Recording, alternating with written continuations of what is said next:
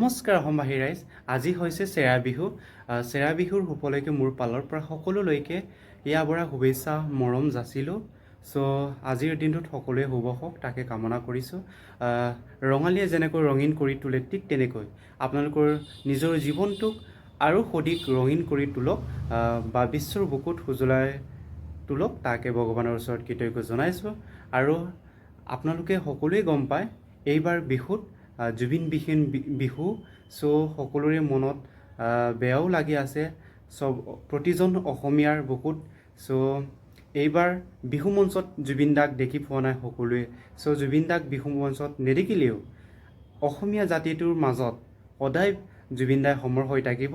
জুবিন দাৰ যি চিন্তাধাৰা বা যি আমাৰ অসমীয়া জাতিটোক দি থৈ গৈছে এইবিলাক সদায় আমি সংৰক্ষণ কৰিম আৰু জুবিন দাই আমাৰ মাজত সদায় অমৰ হৈ থাকিব। জুবিন দাক কেতিয়াও আমি পাহৰিব নোৱাৰোঁ।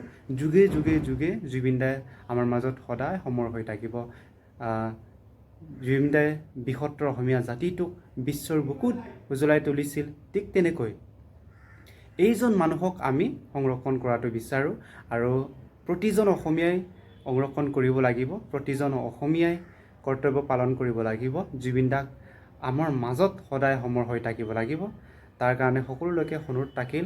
আৰু আপোনালোকে জানে জুবিন দাৰ ন্যায়ৰ কাৰণে সকলোৱে অৱহেলিত কৰিছে। চ' জুবিন দাৰ ন্যায়ৰ কাৰণে আমি প্ৰতিজন অসমীয়াই ওলাই আহিব লাগিব। তেতিয়াহে জুবিন দাৰ ন্যায়টো অতি সোনকালে পাম।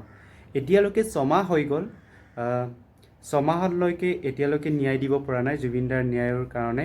চ' জুবিন দাৰ ন্যায়ক অৱহেলিত কৰিছে। চ' প্ৰতিজন অসমীয়াই ওলাই আহিব লাগিব। জুবিন দাৰ ন্যায়ৰ কাৰণে যুঁজিব লাগিব। নহ'লে জুবিন দাই যদি ন্যায় নাপায় জুবিন দাৰ আত্মাই চিৰশান্তি নাপাব আৰু আমাৰ বৃহত্তৰ অসমীয়া জাতিৰো ক্ষতিদায়ক হ'ব। চ' প্ৰতিজন অসমীয়াই বুজি পোৱাটো উচিত বা জনাটো উচিত। কেইদিনমানৰ আগতে ইলেকশ্যনৰ সময়ত প্ৰতিটো ৰাজনৈতিক দলে প্ৰতিটো ৰাজনৈতিক নেতাই ন্যায় দিম, আমুক চৰকাৰ আহিলে ন্যায় দিম, আমাৰ চৰকাৰ আহিলে ন্যায় দিম, তামুক চৰকাৰ আহিলে ন্যায় দিম বুলি প্ৰতিজনে প্ৰতিশ্ৰুতি দিছিলে। কিন্তু এইকেইদিন বিহুত জুবিন দাক শুভেচ্ছা দিবলৈও কোনেও নাই। কোনেও ৰাজনৈতিক দলক আপোনালোকে বিশ্বাস কৰিব নালাগে।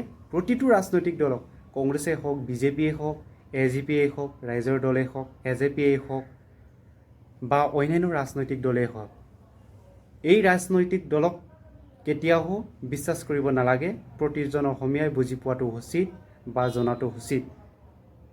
কেইদিনমান আগতে ডাঙৰ কথা কৈছিলে, মঞ্চত ডাঙৰকৈ মন্তব্য দিছিলে যে আমি চৰকাৰ আহিলে জুবিন দাক ন্যায় দিম বুলি। কিন্তু বিহুত জুবিন দাক শুভেচ্ছা দিবলৈ কোনেও নাই।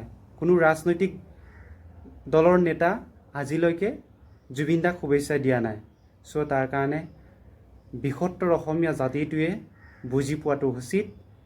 জুবিন দাৰ ন্যায়ৰ কাৰণে প্ৰতিজন অসমীয়াই ওলাই আহিব লাগিব। ৰাজপথতে হওক বা ছ'চিয়েল মিডিয়াতে হওক জুবিন দাৰ ন্যায়ৰ কাৰণে প্ৰতিজন অসমীয়াই মাত মাতিব লাগিব। তেতিয়াহে জুবিন দাই ন্যায় পাব। নহ'লে জুবিন দাই এনেকৈ থাকিব, ন্যায় নাপাব। চ' অসমৰ সকলো ব্যক্তিলৈকে মই অনুৰোধ থাকিল, জুবিন দাই আমাৰ মাজত সদায় সমৰ হৈ থাকিব। জুবিন দাক আমি কেতিয়াও নাপাহৰিম। জুবিন দাৰ যি চিন্তাধাৰা আছিলে এইবিলাক আমি কেতিয়াও নাপাহৰোঁ। জুবিন দাই আমাক শিকাই থৈ গৈছিলে।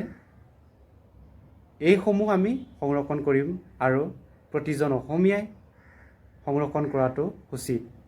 জয় জুবিন দা, জয় জুবিন দা, জয় আহোম।